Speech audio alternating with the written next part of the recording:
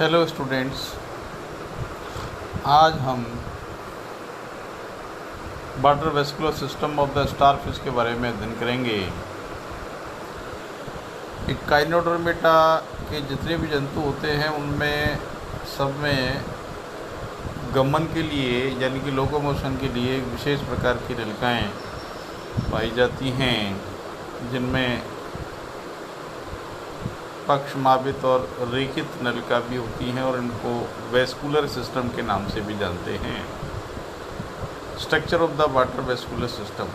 तारा मछली में दो सतह पाई जाती हैं। ऊपरी सतह को एबोरल और निचली सतह को ओरल सरफेस कहते हैं, और इसी मुखीय तल में नाल पाद यानी फूट के साथ चूसक पाए जाते हैं। इसके निम्न भाग हैं। मैड्रीपोराइट अपमुख तल पर सभी भुजाओं को जोड़ती है। सेंट्रल डिस्क पाई जाती है और इसी डिस्क में मैड्रीपोराइट स्थित रहता है। मैड्रीपोराइट में अनेक छोटी छोटी खांच होती हैं। इन खांचों में ग्रुप्स में फ्लैजिलेटेड सेल होती हैं। इनके नीचे अनेक छिद्र या रंध्र पाए जाते हैं और प्रत्येक रंध्र कोर कैनाल से जुड़ा होता है, और ये सभी कैनाल जुड़ करके कलेक्टिंग कैनाल का निर्माण करते हैं, और ये कलेक्टिंग कैनाल एम्पुला में खुलती हैं।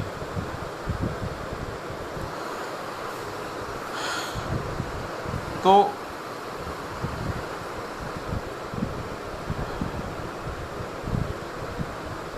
इनमें 250 तक फोर्स हो सकते हैं और ये एक छलनी का कार्य करती है।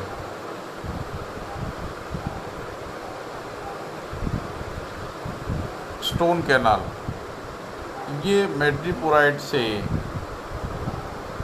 कैल्शियम की नाल निकलती है जो कि रिंग कैनाल में मिल जाती है, और ये रिंग कैनाल अश्वनाल, पत्थर की नाल भी कहते हैं, क्योंकि इसके ऊपर चूने का जमाव होने से यह कठोर हो जाती है। ल्यूमेन अवकाश दो भागों में बढ़ जाता है, जिसमें जब तक एक भाग से ऊपर नीचे तक दूसरे भाग से नीचे से ऊपर जा सकता है। रिंग कैनाल, ये ओरल सरफेस पर पाया जाने वाली वाटर वेस्कुलर रिंग होती है।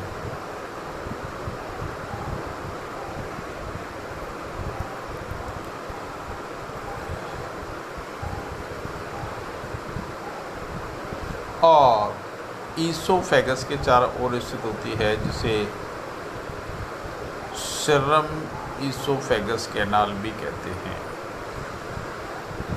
रिंग कैनाल का जो भाग अरिया नाल के आधारों के बीच स्थित होता है वो इंटरमीडिएट कहलाता है, और इस तरह बल्ले में कुल 5 इंट्रा रेडियस होते हैं, जो कि फर्स्ट है इंट्रा रेडियस सम कैनाल से जुड़ जाता है। पिंडनुमा संरचना भी मिलती है, जिसको टीडमान बॉडी भी कहते हैं, और दूसरे शब्दों में से रेसिमोस भी कहते हैं। इंटर रेडियस पर 2 तथा स्टोन कैनाल पर 1 मिलते हैं, तक कुल 9 पिंड मिलते हैं। इन पिंडों में फेगोसाइटिक सेल उपस्थित होती है। रेडियल कैनाल, रिंग कैनाल से एक भुजा के बीच में एक एक कैनाल निकलती है, जो कि पूरी लंबाई तक फैली रहती है और अंत में जाकर के टर्मिनल टेंटिकल्स के रूप में समाप्त होती है। रेडियल कैनाल सिलिएट्स होती है। लेटरल कैनाल, इनमें पोडियम कैनाल भी कहते हैं।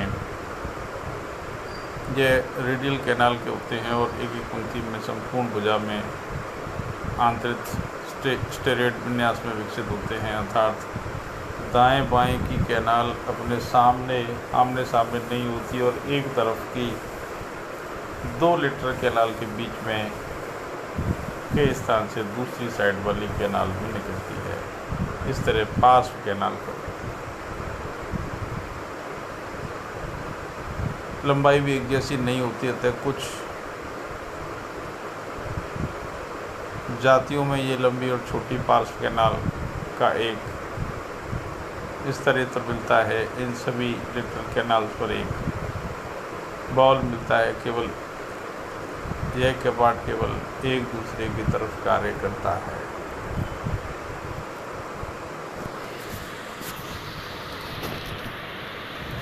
ट्यूब फीट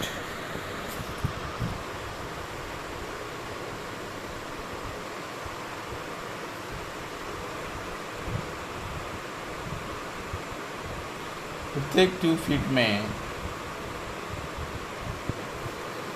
खूंटी या ड्रॉपर की तरह कार्य करती है। इसके ट्यूब फीट का ऊपरी भाग एम्पुला कहलाता है।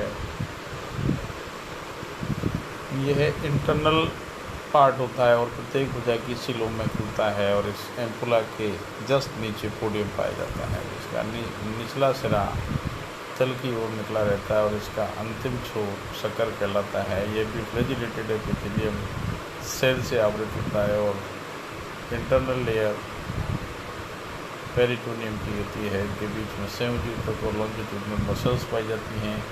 पोडियम की पेशियाँ संकुचित हो सकती हैं और एक ओर की पेशियाँ संकुचित होने पर ये पादक पोडियम मुड़ सकता है।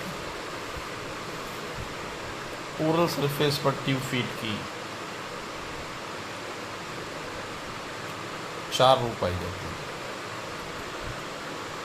अब इसकी मैकेनिज्म की बात करें तो तारा मछली का पूरा जल संबंधी तंत्र पानी से भरा रहता है और इसका पूरा कार्य लोकोमोशन के लिए होता है। ऐसा तंत्र दुनिया के किसी भी प्राणी में नहीं पाया जाता। इसमें एम्पुला की पेशियाँ सिकुड़ती हैं जिसके कारण मौजूद तरल पदार्थ पादक में चला जाता है और लेटरल कैनाल में उपस्थित बॉल इन्हें पार्श्व नाल में जाने से रोकता है।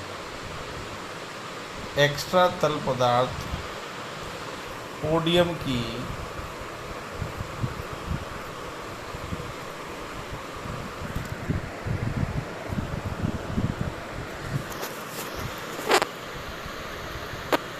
लंबाई बढ़ा देता है और इसके कारण वह धरातल के संपर्क में आ जाता है और चूसक आधार से चिपकने के कारण निर्वात उत्पन्न हो जाता है और कठोरता से चिपक जाता है और चलते समय फिसलन से भी बचता है।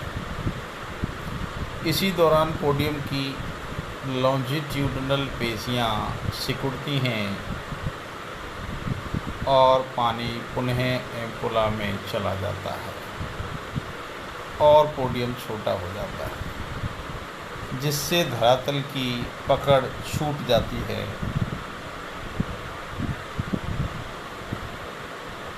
नेक्स्ट टाइम जब पोडियम एम्पुला के सिकुड़ने से लंबा होता है तो वह पहली बार स्थान से थोड़ा दूर आगे होता है, यानी पहले की अपेक्षा अब थोड़ा सा दूर महसूस होता है। ऐसा लगता है कि वो आगे बढ़ गया और वास्तव में आगे बढ़ जाता है। जैसा हम एक कदम आगे बढ़ते हैं, इस तरह की गति एक ही नहीं बल्कि अनेक नाल पादों में होती है। यानी कहने का मतलब ये है कि ये सिंक्रोनल रिदम की स्टाइल में आगे बढ़ते हैं, लगातार आगे से पीछे की तरफ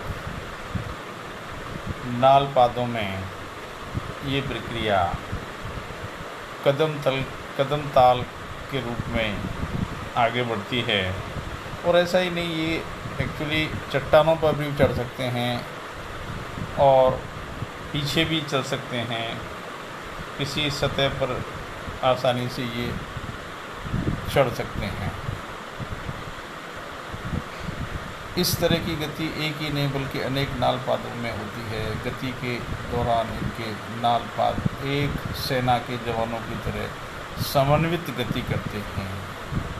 इस कार्य में न सिर्फ जल संवहनी तंत्र का पूर्ण योगदान चाहिए, वरन इसमें उपस्थित तंत्रिकाओं और पेशियों के पूर्ण सहयोग की भी आवश्यकता होती है। Thank you.